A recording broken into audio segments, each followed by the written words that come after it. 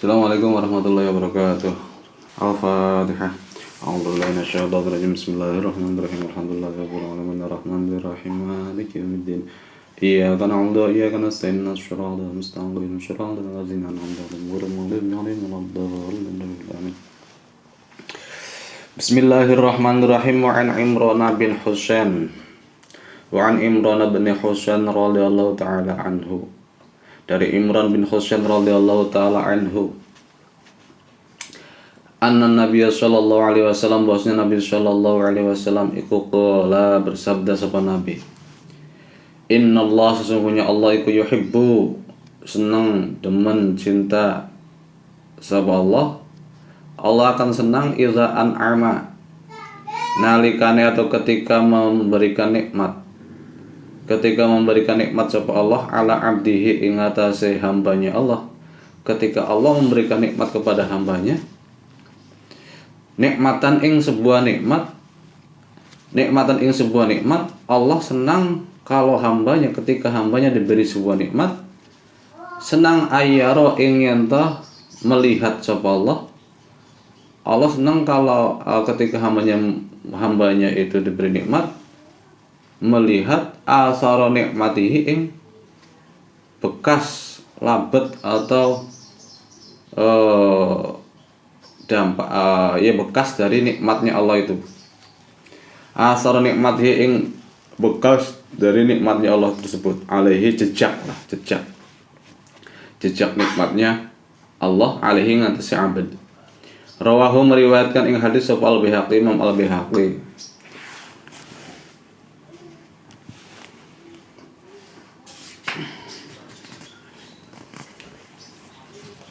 Al-haddu al-mu'akkad ala ayyudhira al-abdu asar nikmatillah alaihi hatta yarahan nas wa ya'rifuha. Ini adalah dorongan yang kuat untuk seorang hamba menampakkan jejak atau dampak atau asar bekas nikmatnya Allah yang diberikan kepadanya hatta yaraha an-nas wa ya'rifuna, sehingga orang-orang akan melihatnya dan mengenalnya atau mengetahui nikmat tersebut. Liqaulihi innallaha yuhibbu ayyura asar nikmatihi ayyarun nas ala labdi yurus. Nah, menampakkan nikmat yang telah diberikan Allah itu kan ada kalanya nanti bisa menjerumuskan orang ke riya, ke pamer. Fa amma bi nikmati rabbika fahaddits.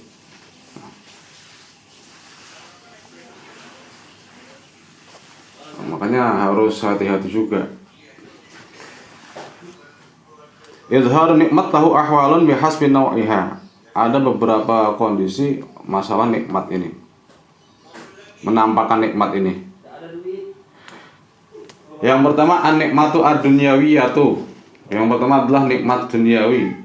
Bizikriha sana'an 'ala Allah ta'ala biha wa syukran wal infaq fil khairi wa lubsil jadid aw hasani allazi yadullu 'alaiha. Nikmat duniawi dengan apa? Dengan bizikriha, dengan mengingat-ingat terus nikmat tersebut. Kenapa? Sana'an, karena memuji pada Allah dan merasa syukur pada Allah.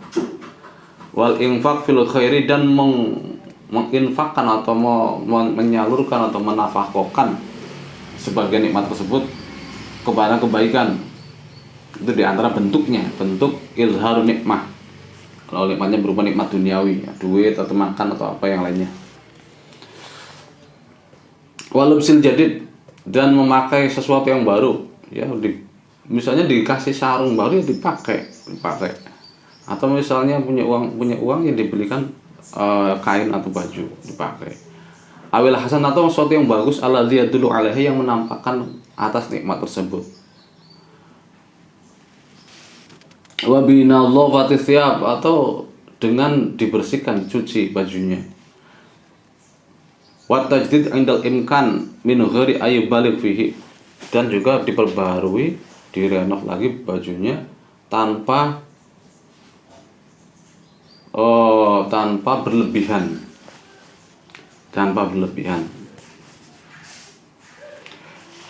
Kemudian an-nikmah ad-diniyah. Kemudian yang kedua adalah nikmat diniyah, nikmat yang bersifat agama seperti ilmu. Maka caranya atau menampakkan nikmat ini adalah dengan izharuha bil amal, dengan menampakkannya dengan mengamalkan al-amal biha, mengamalkan nikmat tersebut. Jadi amalkan ilmunya. Wa tahzibil akhlak, dan membersihkan akhlak, menjernihkan akhlak. Wal hirsu ala ma'alil umur, dan al hirsu sangat pengen, sangat rindu terhadap hal-hal yang derajatnya tinggi. Kalau Mas sudah bisa ini ya ningkat terus, ningkat, punya keinginan yang lebih. Wa ta'limul jahil, dan mengajari atau mengajarkan kepada orang yang tidak mengerti. Wa nashrul ilmi, dan menyebarkan ilmu tersebut.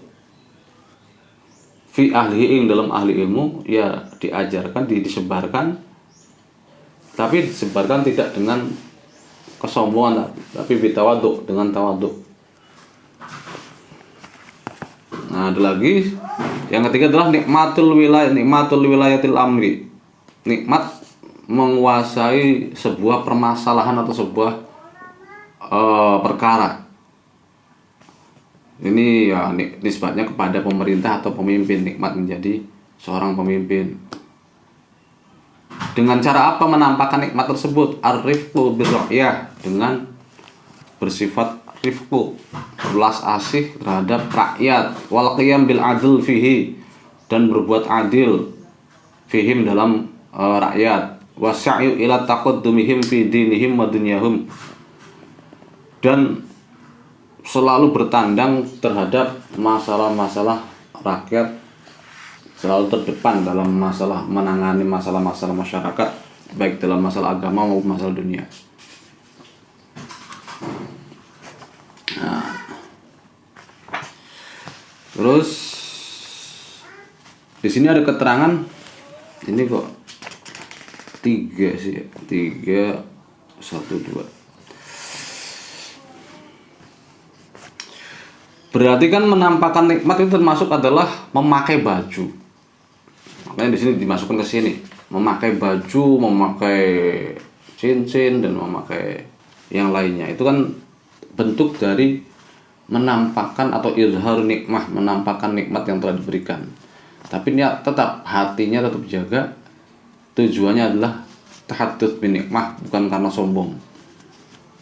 Karena sedikit pun niat itu bergeser, ya sudah, niat amal ibadah itu yang tadinya ingin mengikuti sunnah Nabi menjadi suatu perbuatan yang dosa. Kalau sedikit saja melenceng niatnya dari tahaddus bin nikmah menjadi riya. Lubsu thiyab al-mubah lahu ahkamun. Ada dalam masalah ini tentang memakai baju yang diperbolehkan, pakaian yang diperbolehkan. Artinya selain harir, selain sutra, ya pakaian katun biasa lah. Selain harir dan sutra. Memakai baju itu hukumnya gimana? Memakai pakaian yang biasa lah, bukan pakaian yang harir, yang sutra. Ini ada beberapa macam hukum. Yang pertama adalah fardu. Memakai baju, memakai pakaian itu ada kalanya fardu. Kapan itu? Yaitu ya memakai pakaian biqadri ma yasturul aurat, dengan sekira bisa menutup semua aurat. Itu wajib. Wajib memakai baju, pakaian yang bisa menutup aurat. 1. Memakai pakaian wayam na'ul al-azad, dan juga mencegah atau menghalangi rasa sakit, mencegah atau menghalangi rasa sakit. Jadi ya, pakai baju karena misalnya musim dingin, pakai baju yang hangat, yang tebal. Karena musim banyak nyamuk, ya pakaian yang tebal, yang tertutup, yang kira-kira bisa menghalangi penyakit atau sesuatu yang menyakiti. Terus yang kedua adalah ada kalanya pakai baju itu sunnah, mustahabun. Contohnya apa? Atau bagaimana memakai baju kok disunahkan? Wa huwa az-zaid, adalah pakaian atau baju yang lebih atau yang bertambah. Ya, maksudnya kita kan pakai baju, misalnya laki-laki ya pakai baju koko atau pakai sarung, terus itu sudah cukup, sudah mencukupi kalau fardunya sudah menutupi aurat. Nah, ini tambahannya itu misalnya pakai kopiah, pakai peci. Az-zaid li akhdhi zina, pakaian tambahan karena untuk berhias. Nah, misalnya perempuan yang pakai bros, pakai apalah, pakai macam-macam lah, hiasan-hiasan macam itu, pernak-pernik semacam itu. Tapi tujuannya tetap li akhdhi zina wa izhari nikmatillah, dan menampakkan nikmatnya Allah. Atau memakai pakaian tersebut misalnya pakai apalah, aulit tazayyun fil juma'i wal a'yad, atau berhias karena untuk pertemuan-pertemuan dan hari-hari besar, hari raya. Wa mujtama'atin nas, dan ya tempat-tempat atau jamaah, bersama jamaah dengan masyarakat. Itu memakai pakaian yang lebih. Jadi misalnya kita ketika berkumpul dengan orang ya memakai pakaian yang lebih dari biasanya. Entah ada unsur apanya, unsur memang ada sesuatu yang kita taruh dalam aksesoris kita, atau memang dengan pakaian yang khusus. Biasanya kita pertemuan dengan hari raya kan beda bajunya dengan hari-hari biasa. Atau karena ketika wali ziyaratil asdiqa, ketika berziarah atau berkunjung kepada sanak famili, itu kan kita pasti ya, apalagi misalnya sanak famili yang jauh, pasti kita akan memakai baju yang lebih dari biasanya, wa istiqbalul wufud, dan menyambut rombongan yang mau datang. Nah, itu sunnah dengan memakai baju yang lebih dari biasanya, tapi tetap tidak mubalaghah, tidak berlebihan. Tapi ya, terus memperhatikan juga tentang masalah, misalnya kalau yang laki-laki ya tetap pakai baju tapi nggak ada unsur sutroh, nggak ada unsur zahab, tidak ada unsur harir atau sutra dan emas. Tetap, kalau itu tidak bisa di gugat-gugat. Terus yang berikutnya adalah ada yang hukumnya itu mubah. Memakai baju hukumnya mubah, boleh-boleh saja. Boleh-boleh dipakai, boleh enggak itu. Wa huwa as-saub al-jamil litazayyun fi ghail a'yad. Itu adalah pakaian yang bagus yang biasanya digunakan untuk tazayyun, untuk berhias, untuk ya untuk biasa acara-acara besar, tapi digunakan pada hari-hari biasa, bukan pada hari raya. Pakai hari biasa gitu.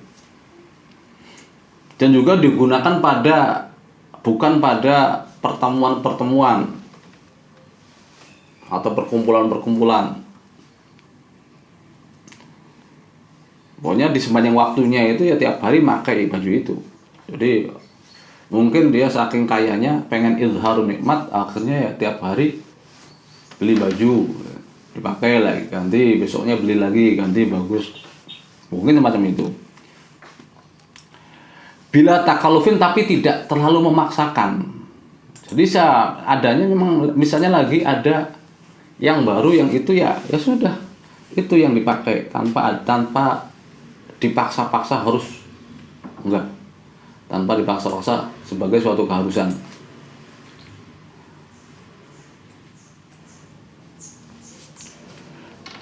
Wala iltizamun, dan juga tanpa ada ya tadi keharusan. Bila takalufin, tanpa paksaan, tanpa membebani diri. Wala iltizamun, dan juga tidak mengharuskan.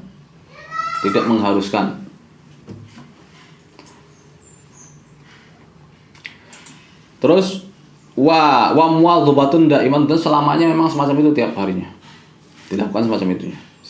Memakai baju tersebut. Jadi pokoknya memakai baju yang biasa, baju baru, tapi bukan dalam rangka sebuah acara atau sebuah hari raya atau sebuah perkumpulan. Ya mau tidur pakai baju baru lah, semacam itu. Nah, itu ya sah-sah saja, silakan, mubah saja, enggak sunnah, enggak perlu. Yang keempat adalah pakaian yang dikatakan al-libasul fakhir, pakaian orang sombong, fakhr, sombong besar, pakaian orang besar. Pakaian orang besar, bukan pakaian kebesaran, bukan orang besar ya. Pakaian kebesaran atau pakaian orang besar. As-sahih annahu laisa bi israfin. Menurut pendapat yang sahih ini bukan berarti dia israf. Israf itu berlebihan. In kana min halalin, kalau memang itu dari duit halal misalnya pakaiannya. Walam yuqsad bihi al-kibru wal fakhr, dan tidak ada tujuan pemakaiannya, tidak ada unsur kibr, sombong, wal fakhr, dan yang membanggakan, sombong. Walam yujawizu al hudud, dan juga tidak melebihi batas. Jadi setiap orang itu punya pakaian, ya dianggap apa ya? Dianggap kebesaran. Misalnya kiai itu punya pakaian jubah, kayak Mbak Yai di Lirboyo itu, ya kalau tiap sholat dia pakainya jubah, dan itu dianggap sebagai pakaian kebesaran dan tidak akan menggunakan jubah tersebut selain sholat. Nah, itu tidak dikatakan berlebihan. Aduh, maksudnya ada pakaian satu dianggap sebagai pakaian yang paling mahal atau pakaian yang paling wah. Itu bukan berlebihan. Kalau memang itu memang halal bajunya. Dan juga tidak ada unsur kesombongan. Nggak ada niat untuk menyombongkan diri. Saya pengen punya baju yang supaya dilihat oleh orang lain itu wah, supaya dilihat oleh orang lain itu orang akan memandang saya, akan memanggil saya, atau akan mencirikan saya sebagai seorang ustaz, sebagai seorang kiai. Nah, kalau sudah tujuan semacam itu ya berarti dia akan menjurus ke masalah kibr dan fakhr, kibru dan al-fakhru. Dan juga walam yutajawaz al-hudud, dan tidak melebihi batas. Melebihi batas di sini artinya dari batasan-batasan yang diperbolehkan.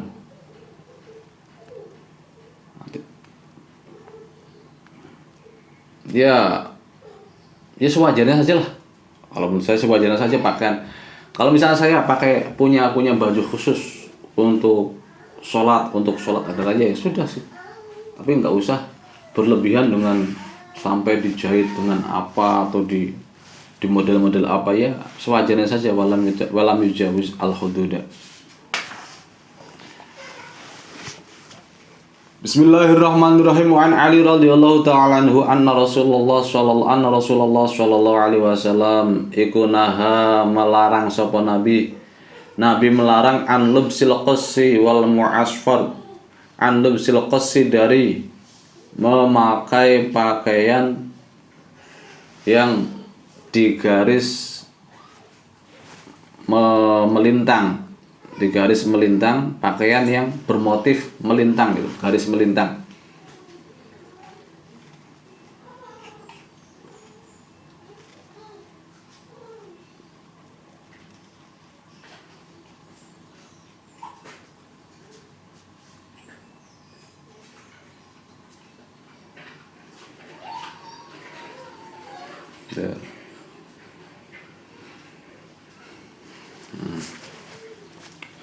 Wal mu'asfari, dan pakaian yang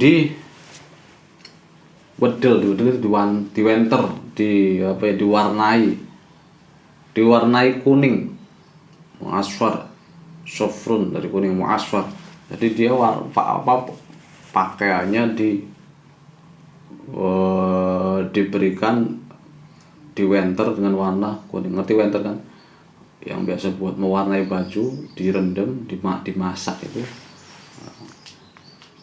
Pengen bajunya ganti baju warnanya, atau mau punya kaos ini, akhirnya beli kaos putih polos, lalu tinggal beli wenternya, kemudian diolah, wenternya itu dimasak dengan air, terus sudah mendidih, bajunya dimasukkan, terus diaduk biar rata. Nanti setelah itu berapa menit kemudian kan dijemur, nanti warnanya ganti. Nah, di wenter. Nah, dalam hadis ini mu'asfar, tapi yang warna kuning yang dilarang di sini Nabi. Wa an Abdullah bin Amr radhiyallahu ta'ala anhu, dan dari Abdullah bin Amr radhiyallahu ta'ala anhu maqala berkata sapa Abdullah bin Amr, ra'a melihat sapa Aliya ing Sayyidina Ali, Aliyan ya. Aliya di sini. Alayya ya Allah. Ra'a melihat Alayya ing atase ingsun. Aliya. Alayya ing atase ingsun sapa Nabi Gusti Kanjeng Nabi sallallahu alaihi wasallam. Nabi melihatku saubaini ing dua pakaian al-mu'asfaraini yang dicelup kuning atau warna kuning, atau diwedel atau diwenter atau diwantek warna kuning. Faqala lalu berkata atau dawuh sapa Kanjeng Nabi, ummuka amartka bihadza.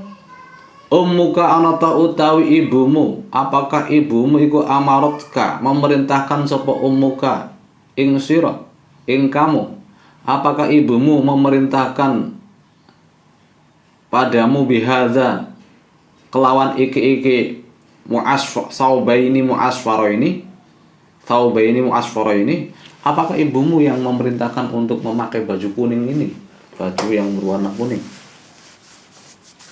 Nah, ini pertanyaan-pertanyaan ingkar dari Nabi, bukan pertanyaan yang bertanya seperti menunggu jawaban, bukan. Pertanyaan keingkaran, bentuk keingkaran dari Nabi. Dalam riwayat lain itu, dalam redaksi lain, kitab lain itu bunyinya ummuka, bukan ummuka tapi ummuka. Di sini ummuka. Ini tentang masalah tasyabbuh bin nisa, bagi laki-laki menyerupai perempuan. Di antaranya adalah memakai pakaian baju berwarna kuning. Kenapa? Karena kuning itu identik dengan warna-warna cerah, warna-warna wanita. Nah, tapi apakah memang semutlak itu? Pertama adalah al-qassi. Apa itu al-qassi? Kalau di sini al-qassi itu maknanya apa? Al-qassi nisbatun ila qas qaryatun bi Misr min jihati Syam. Dinisbatkan kepada daerah Al-Qas, sebuah desa, sebuah daerah di Mesir, dari dari Mesir tapi dekat ke arah Yaman, ke arah Syam, di daerah Mesir tapi yang dekat dengan Syam, dengan daerah Syria, Lebanon sekitarnya, tapi daerah Mesir. Wasiyab al-Qassi fassaraha Ali radhiyallahu anhu. Yang dimaksud dengan baju al-Qassi seperti yang ditafsir oleh Sayyidina Ali, siyabun atatna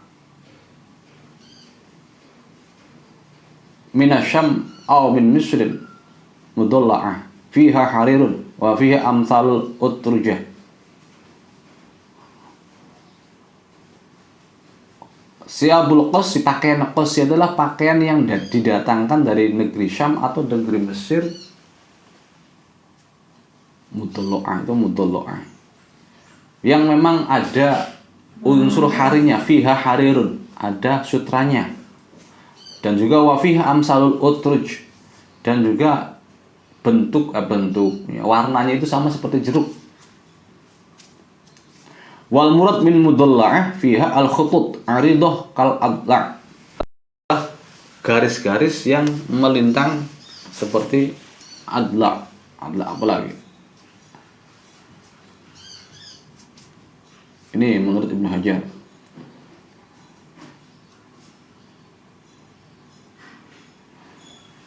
Tapi menurut Syekh Nuruddin Al-Irdir ini kayaknya yang lebih pas itu, kalau memang tafsirannya semacam itu, siyabul qassi itu adalah semacam itu, yang disasar itu bukan masalah harirnya, tapi bukan juga masalah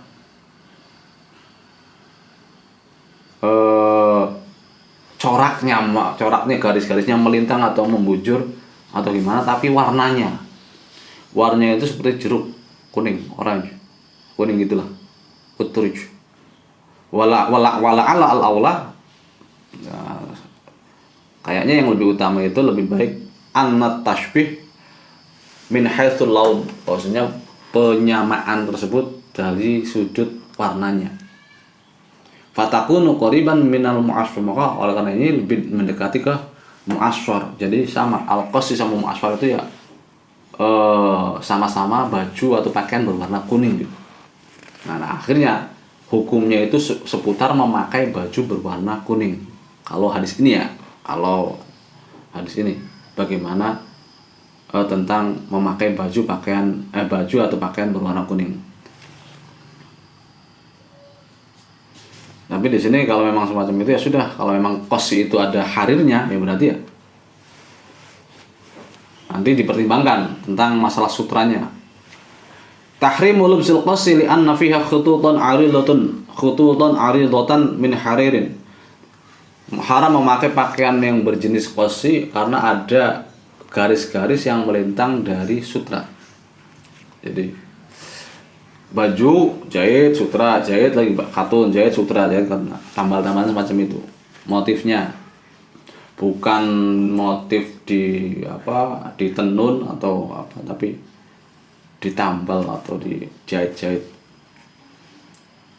Atau mungkin di tenun ada. Karena memang unsurnya itu masalah sutranya, masalah fatadkhulu fi tahrimil labsil kharir. Ini bagi laki-laki yang jelas. Bagi laki-laki, bukan bagi perempuan.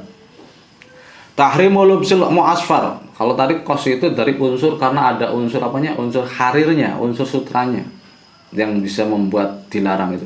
Sekarang kalau yang mu'asfar itu kenapa dilarang bagi laki-laki dan diperbolehkan bagi perempuan? Li'annahu naha anhu an-nabi wa ankara lubsahu ala Abdullah bin Amr bin As wa huwa qaulul Hanafiyah wa Syafi'iyah khilafan liqauli Syafi'i. Ini menurut pendapatnya ulama-ulama mazhab Syafi'i. Imam Syafi'i sendiri enggak semacam itu. Khilafan liqauli Syafi'i. Wa qala Maliki wa Hanabila yukrahu lubsul mu'asfar. Menurut Imam Malik sama mazhab Maliki sama mazhab Hambali hanya makruh, enggak haram. Wal illat fihi at-tashabbuh bin nisa. Illatnya kenapa kok haram, kenapa kok makruh? Itu adalah at-tashabbuh bin nisa, menyerupai, menyamai dengan perempuan. Wal illat, saya tuliskan lagi, wal illat fihi at-tashabbuh bin nisa. Kenapa kok laki-laki itu tidak diperbolehkan memakai yang kuning, yang baju yang berwarna kuning? Karena illatnya adalah tashabbuh fihi at-tashabbuh bin nisa. Karena mirip dengan perempuan. Kenapa? Ini dengan kata-kata ummuka amartuk bihaza, ummuka amarutka bihaza. Apakah ibumu yang memerintahkan ini? Berarti kan warna kuning itu ya warna ibunya, alias ibunya tahu itu ya. Kalau ibunya yang memakaikan kan berarti kan saudara ibunya. Atau bisa juga ilatnya itu at-tashabbuh bil kufar, menyerupai dengan orang kafir. Kama fi riwayat ukhra inda Muslim, seperti yang ada dalam riwayat yang lain. Tapi ini tidak ada wala ta'arudhu bainahuma, tidak ada ta'arud, tidak ada pertentangan sama sekali. Ilatnya apa? Ilatnya tasyabuh bin nisa atau tasyabuh bil kufar itu enggak masalah. Karena apa? Karena li'anna kufar la yumayyizunal umur an ba'diha, karena orang-orang kafir itu tidak membedakan sebagian masalah di antara mereka, antara laki-laki maupun perempuan. Ini bisa dua ilatnya, menyerupai dengan laki-laki atau menyerupai dengan perempuan. Tapi ya kalau hukumnya sampai haram ini ya lah terlalu ekstrim. Ya bisa lah kita mengambil dari mazhab Maliki atau Hanafiyah yang hanya memakruhkan saja. Kalau mazhab Syafi'iyah dan Hanafiyah, mazhab Syafi'iyah itu berarti golongan Syafi'i, berarti kan bukan Imam Syafi'inya. Ini mengharamkan. Tapi kalau Imam Syafi'inya sendiri ini malah berbeda. Khilafan liqauli Syafi'i, berbeda dengan pendapatnya Imam Syafi'i sendiri. Jadi makanya ada Asy-Syafi'i, ada pendapatnya Imam Syafi'i, ada pendapat Asy-Syafi'iyah, pendapatnya ulama-ulama mazhab Syafi'i. Ini enggak mesti sama. Kadang Imam Syafi'i Asy-Syafi'iyah, pendapat Imam Syafi'i, ulama-ulama setelahnya itu kadang berbeda. Jadi tidak mesti sama. sama seperti Al-Asy'ari, Imam Al-Asy'ari dan Al-Asy'ariyah. Kalau Al-Asy'ari, Imam Asy'ari, kalau Al-Asy'ariyah berarti imam-imam atau ulama-ulama yang mengikuti mazhab Al-Asy'ari. Kadang juga berbeda. Imam Al-Asy'ari menjelaskan tentang masalah tauhid ya begini, tapi ulama-ulama setelahnya yang mengikuti mazhabnya itu, misalnya Imam Al-Baqillani dan yang lainnya, itu ya beda lagi ketika masalah menjelaskan masalah tauhid. Jadi tidak mesti sama antara orang imam dan pengikutnya itu. Karena ada ijtihad sendiri, ada ijtihad mazhab. Jadi nggak apa-apa.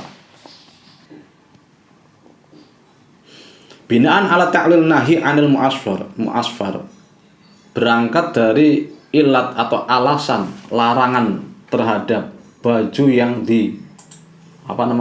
tadi diwarna kuning, dikasih wenter atau wedelan atau wantek berwarna kuning, yaitu tasyabbuh bil kufar. Satu ya, kan tadi ada dua alasannya itu mengapa kok mu'asfar, pakaian yang diwarna kuning, diwedel atau diwenter warna kuning itu dalam hadis Nabi itu dilarang. Kemudian oleh ulama-ulama mazhab itu ada yang menghukumi makruh, ada yang menghukumi haram. Alasannya kan adalah at-tasyabbuh bin nisa satu, kedua at-tasyabbuh bil kufar. Bisa at-tasyabbuh bin nisa, bisa at-tasyabbuh bil kufar. Ada yang mengatakan ilatnya haramnya itu karena itu mirip perempuan, baju warna kuning itu. Atau lagi bisa juga itu mirip dengan orang kafir. Orang kafir memakai baju warna kuning. Atau kalau memang orang kafir nggak memakai baju warna kuning, indikasinya adalah orang kafir itu sebenarnya dalam masalah itu sama saja.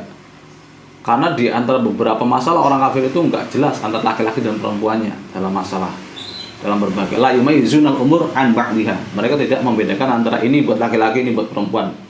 Kadang-kadang pakaian laki-laki pakai pakaian perempuan, perempuan pakai oleh laki-laki. Nah, itu orang kafir semacam itu, biasanya semacam itu.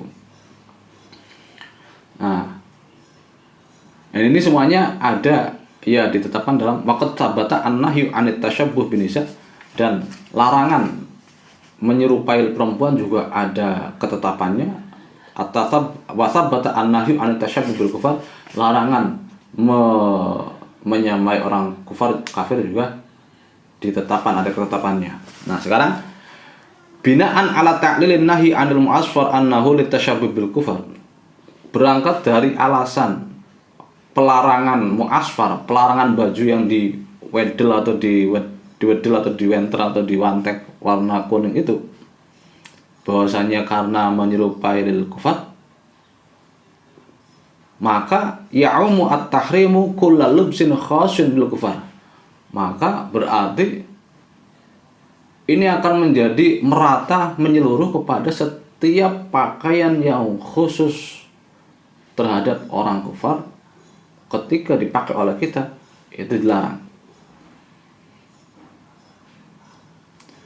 Jadi misalnya ada satu baju yang biasa dipakai orang kufar, tapi tidak dipakai oleh orang muslim, itu khusus buat mereka. Kemudian kita pakai, nah kita namanya tasyabbuh bil kufar. Beda halnya ketika misalnya baju itu kita juga memakai, mereka juga memakai. Nah, ini tidak dikatakan tasyabbuh bil kufar. Misalnya kaos kita memakai, orang kufar juga memakai. Ini bukan tasyabbuh bil kufar. Kemeja kita juga memakai, orang kafir juga memakai, non muslim juga memakai. Ini juga bukan tasyabbuh bil kufar. Jadi yang dimaksud tasyabbuh bil kufar itulah sebuah pakaian khas, pakaian khusus bagi mereka yang tidak digunakan oleh orang lain. Nah, itu namanya tasyabbuh bil kufar. Nah, ketika kita memakai baju tersebut, pakaian tersebut, baru kita dikatakan at-tasyabbuh bil kufar. Amma ma yalbasuhu al-muslimuna wa ghairuhum fa mubahun. Adapun pakaian yang bisa dipakai oleh atau yang dipakai oleh orang muslim maupun non muslim maupun lainnya, jadi sama-sama memakai, kita juga memakai kaos, mereka juga memakai kaos, maka fa mubahun, maka diperbolehkan. Ini tidak ada unsur tasyabbuh. Nah, karena memang rata pakaian celana jeans, celana levis atau jeans itu kan berasal dari Amerika ya, jeans itu bahan jins itu kan berasal dari barat, dari orang non muslim. Awalnya memang semacam itu dipakai oleh orang non muslim. Tapi dewasa ini semuanya sudah merata, orang muslim, orang non muslim pun juga memakainya. Jadi tidak ada lagi istilah tasyabuh bil kufar. Jadi makanya namanya ada kaidah usul fikih yang mengatakan al hukmu taduru ma'a illatihi. Hukum itu akan tetap ada selagi ilatnya ada. Kalau ilatnya ada ya hukum akan tetap. Nah sekarang ilatnya tasyabuh bil kufarnya yang mana? Mereka pakai jin, kita juga pakai jin, nggak ada tasyabuhnya. Ya berarti hukum larangannya juga nggak ada. Kalau ilatnya nggak ada. Sama waktu dulu dalam LBM NU tahun 30 berapaan ya, tahun 30-an atau apa, ada keputusan Basuma Masail NU itu memakai dasi haram karena tasyabuh bil kufar. Salah satu kiai memakai dasi haram karena tasyabuh bil kufar. Karena pada saat itu sebelum kemerdekaan yang memakai dasi itu hanya orang Belanda, hanya orang kufar, hanya orang kafir, non muslim. Makanya ketika ada orang pribumi, orang Islam kok memakai dasi, itu menyamai dengan mereka saat itu. Kemudian setelah kemerdekaan orang Islam banyak memakai dasi, Soekarno memakai dasi, ya hukum itu akan berubah. Karena sudah tidak mengatakan atau sudah tidak ada indikasi atau konotasi kalau dasi itu dipakai oleh orang non muslim. Sekarang sudah orang muslim pun juga memakai dasi. Jadi tidak ada ke arah tasyabuh bil kufarnya, nggak ada, sudah kabur. Jadi sudah kabur ilatnya. Akhirnya ya boleh. Memang awalnya semacam itu. Jadi kan makanya al-hukmu yaduru ma'a ilatihi. Hukum itu akan terus ada selama ilatnya ada. Kalau ilatnya nggak ada ya sudah hukumnya nggak ada. Tapi kalau nanti ilatnya ada lagi ya hukumnya ada lagi. Jadi akan semacam itu terus hukum, fleksibel, dinamis, tidak statis. Nah sekarang itu kalau ilatnya adalah tasyabuh bil kufar, menyerupai orang kafir. Sekarang kan tadi ilat satunya lagi adalah tasyabuh bin nisa, memakai baju yang berwarna kuning, yang diwarnai kuning itu Nabi melarangnya karena ada indikasi menyamai dengan seorang perempuan. Terbukti dengan kata-kata Nabi, ummuka ta'muru amarotka bihaza, apakah ibumu yang memerintahkanmu dengan pakaian semacam itu? Indikasi ini adalah berarti kenapa kok Nabi bertanya semacam itu? Ada indikasi kalau kuning itu adalah memang warna yang biasa digunakan oleh ibu-ibu atau oleh perempuan saat itu. Nah, itu. Nah, berangkat dari ilat tasyabuh bin nisa ini, maka fakullu ma sya'nuhu ayyuttakhadha lin nisa khassatan min launin aw zin fa huwa mahdzurun 'ala rijal. Segala hal yang berkaitan, yang diperuntukkan khusus bagi perempuan, entah itu warna, entah itu bentuk, entah itu perhiasan, maka fahuwa mahdzurun 'ala rijal, maka itu diharamkan, tidak diperbolehkan bagi laki-laki. Nah, nanti kita kembali lagi ke al-hukmu yaduru ma'a ilatihi nanti. Misalnya apa? Zaman dulu perempuan itu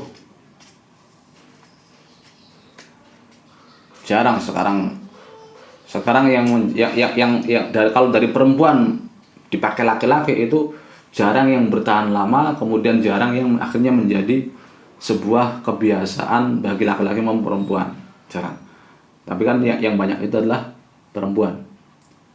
Dulu perempuan itu nggak ada yang pakai celana panjang, nggak ada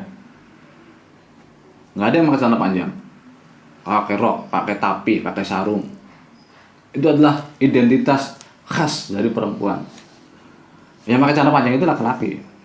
Nah, pantalon, bahasa dulunya pantalon.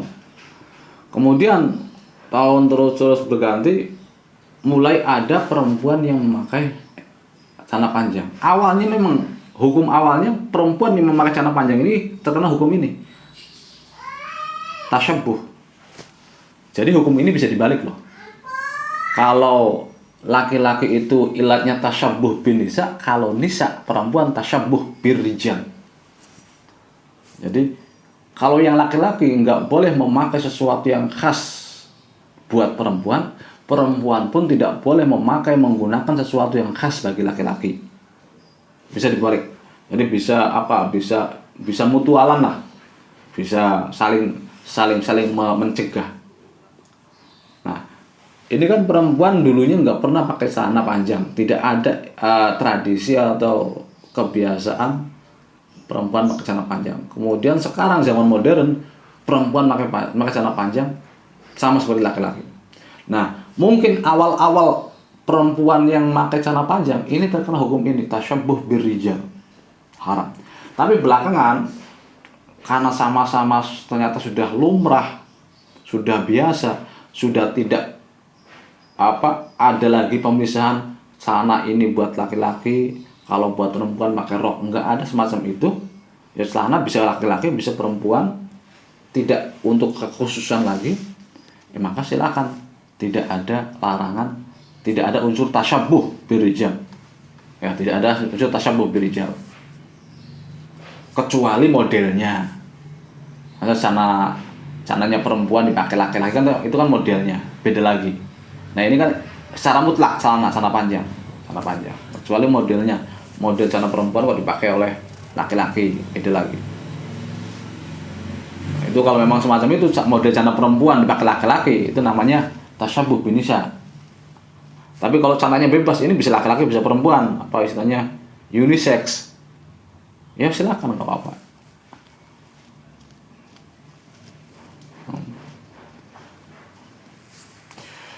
Hadarat al-ahaditha lubsul muzaffar wal mu'asfar wa ilhaq bihima al-ahmar al-khalis fayukrahu. Muzaffar itu adalah merah, warnanya merah tapi merahnya merah pink kalau nggak salah. Za'faran itu, kalau nggak salah, muzaffar itu adalah baju yang berwarna merah. Jadi kayak mu'asfar baju yang dikasih pewarna kuning. Kalau muzaffar itu adalah baju yang di warna agak kemerahan oranye. Wa ilhaqu bihima al-ahmar al-khalis, disamakan dengan baju yang diwarnai kuning, baju yang diwarnai agak kemerahan atau oranye, yaitu baju yang diwarnai dengan warna merah murni, khalis, al-ahmar al-khalis. Fayukrahu, maka dimakruhkan. Makruh. Linnahi anil mayasir al-humr. Amma idza khalata al-ahmar laun akhar fa huwa jaizun. Adapun kalau memang bajunya itu dimix atau digabungkan atau campur dengan warna lainnya, misalnya lengannya putih, bajunya yang bagian badannya merah putih, itu maka fa huwa jaizun, boleh. Tapi itu satu pendapat. Pendapat lain, wa ajaza al-Malikiyah wa Syafi'iyah wa ba'd al-Hanafiyah lubzul ahmal al-khalis. Akan mazhab Maliki, mazhab Syafi'i, sebagian lagi mazhab Abu Hanifah memperbolehkan lubsal ahmar al-khalis, memakai pakaian yang berwarna merah yang murni, merah murni. Tapi kita tetap nurajjihu al-ihtiyat, tapi kita Imam kata Nurdin Iqtir, kata pengarang ini, kita mendahulukan ihtiyat, hati-hati. Ya kalau nggak ada warna lain, nggak usah warna merah lah, hati-hatinya macam itu. Apalagi wala siyaman al-ahmar alladzi launuhu launud dam, apalagi merah itu ya, merah adalah warna darah. Atau zaman dulu kalau merah itu identik dengan sesuatu yang dilarang oleh pemerintah atau rezim saat itu, atau PKI misalnya. Jadi untuk ikhtiyat ya kalau nggak ada, kalau ada ya warna lain. Memang hukumnya hanya sekedar makruh, hanya sekedar makruh. Wa amma sairul alwan, adapun warna-warna lainnya hijau, biru, hitam, putih, famubahun lubsuha, maka diperbolehkan memakainya. Wa kadza al mukhattat bi alwanin muta'addidah. Begitu pula baju yang bercorak dengan corak yang warna-warni. Saya mukhattat ini tidak. Tadi kan awal saya terjemahkan mukhattat itu adalah yang bergaris-garis ya. Tapi kalau saya sih lebih condong ke yang bercorak lah. Coraknya itu garis-garis. Atau coraknya macam-macam batiknya itu. Jadi tidak harus garis-garis itu. Kalau menurut saya. Karena zaman dulu kan mungkin nggak mengenal namanya motif, nggak mengenal namanya kayak batik. Di sini banyak gambar-gambar atau apa, polosan zaman dulu. Putih yang putih polos, kuning yang kuning polos, warna apa, merah yang merah polos, atau hitam yang hitam polos. Warna mukhattat itu adalah sebuah motif, karena mungkin saat itu motif yang ada ya mungkin kan hanya perkembangan imajinasi manusia, semakin kesini kan semakin berkembang. Mungkin imajinasi saat itu motif baju cuman hanya garis-garis saja. Kayak kalian kita kan sering lihat tuh baju-baju Arab zaman dulu itu kalau di film-film pakainya paling garis-garis. Atau di ornamen-ornamen masjid itu yang kayak pintu itu pasti garis-garis. Jadi mungkin motif yang ada pada saat itu, yang ada di baju itu ya adanya garis-garis, makanya di sini yang disebutkan mukhattat saja. Tapi mungkin kalau sekarang ditarik ke zaman sekarang, al mukhattat itu adalah iya motif. Entah motifnya batiknya apalah, misalnya kalau batik itu entah batiknya batik Megamendung atau batiknya batik Nogososro atau yang lainnya. Batik Nogososro itu mah keris Nogososro.